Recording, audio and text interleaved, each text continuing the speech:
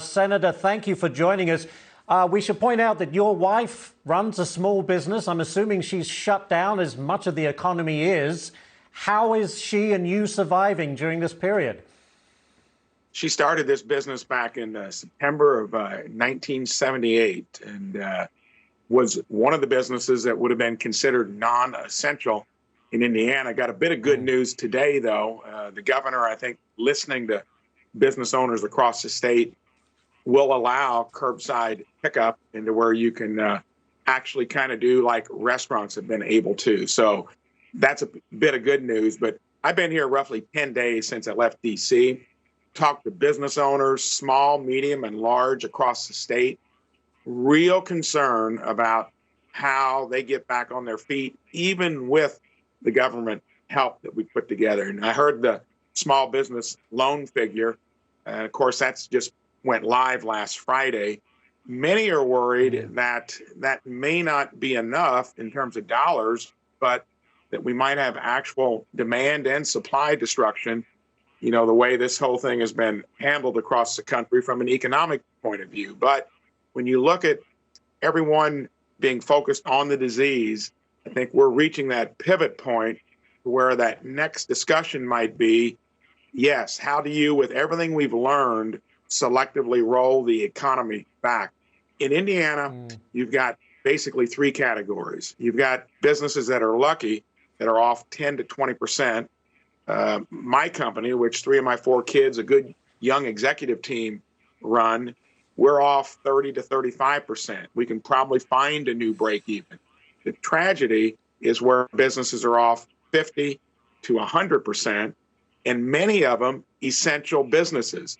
But that ripple effect of demand destruction is now threatening possibly supply destruction. So we really need to be thinking carefully about when we turn the switch back on a selective basis and do it sooner rather than later, in my opinion.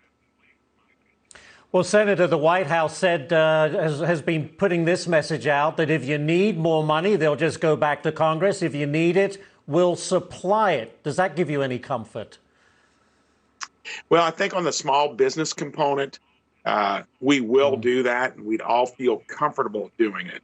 But I think what I'm hearing, and I've talked to so many chambers of commerce, I've talked to many, many business owners, and in a state like Indiana, Indianapolis was put on the cities to watch list. But most of our cases have been concentrated in a small area geographically. We've learned a lot about how peculiar this disease is with its asymptomatic nature in many cases. But I think with all that collective information, we need to focus on what the next move is, both against the disease and economically. And yes, government will have to be a part of it. Everything that's affecting the economy has been caused by government to tamp the disease down. So we'll be okay if it's for small business. The businesses that are affected as well, over 500. And basically, they've just got access to more liquidity.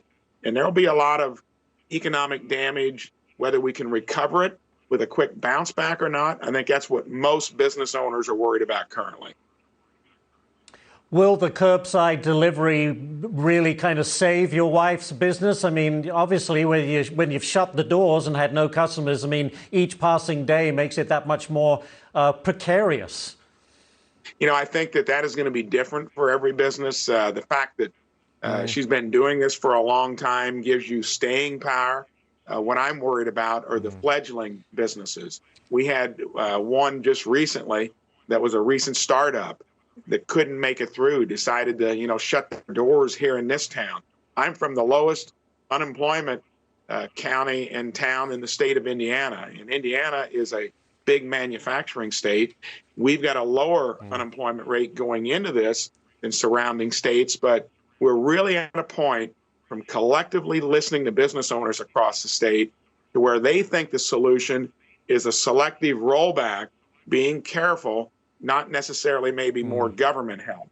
They're really kind of uncertain about whether that'll be comprehensive enough and whether it'll be there in time for the businesses that are on the, you know, shaky going into this and that are really struggling currently. Yeah, that's the big question. Thank you so much, Senator Braun, for joining us, and the best of luck with you and certainly with your wife's business. We wish you the best. Thanks for joining us. Thank you. All right.